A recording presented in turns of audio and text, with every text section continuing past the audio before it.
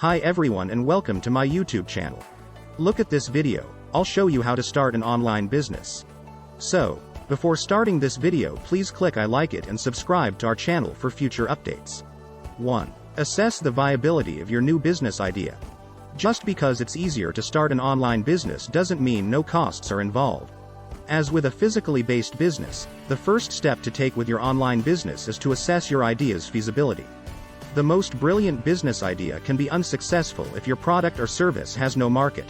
Even if you've hit on the solution to a problem that plagues many people, you're just throwing money away if the problem turns out to be one that most people don't care enough about to spend time or money solving. 2. Develop a business plan. Once you know your idea is feasible, it's time to put together a comprehensive business plan. Even if you don't plan on obtaining funding for your business, at least not initially, having a business plan is valuable because it lets you spot any potential bumps down the road and plan for future growth and profitability. The work you did in step 1 gives you a good base from which to develop your business plan, and multiple resources are available online to help you put together the core elements of a solid plan. An effective plan will help you to identify your market further, clarify your objectives, provide a marketing roadmap, and assist you in making the kinds of decisions that may mean the difference between success and failure. 3.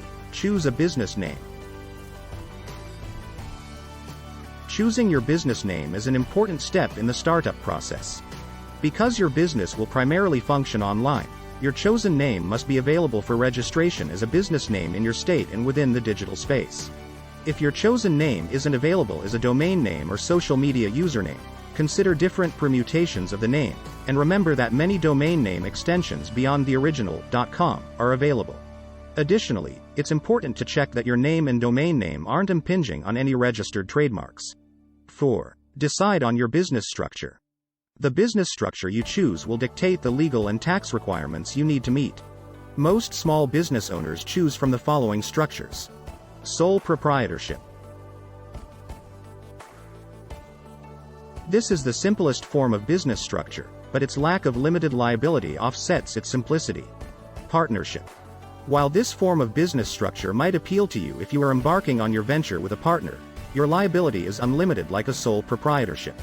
Corporation. Like an LLC, a corporation provides limited liability, and while it's more complicated to both set up and maintain, it may be a good choice depending on your circumstances. It's always a good idea to consult with an attorney to determine the appropriate business structure for your new business. Because each structure has different tax requirements, you may also want to consult a tax professional. 5. Take care of all the legal tasks. Like a brick-and-mortar business, you will need to file all the appropriate business formation documents and other paperwork to ensure your new business has a solid legal foundation. Since these requirements vary on a state-by-state basis and the nature of your business, it's important to do your research, so you meet any applicable requirements. Again, it's often helpful to consult with an attorney with experience in business startups in your particular industry to make certain you're on the right track. 6. Develop and implement your pre-launch marketing strategies.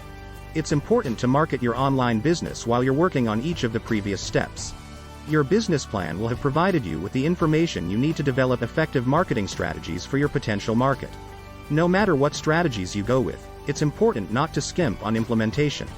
By building up your target market's anticipation of your launch through social media and various advertising methods, you will be paving the way for a successful launch. 7. Launch your new business. While you won't actually be cutting the ribbon the way you might with a physical business, you'll be doing so metaphorically when you make your website live and announce to the world that you're open for business. This announcement can be made in a variety of ways, including social media platforms, your email list, online ads, traditional ads.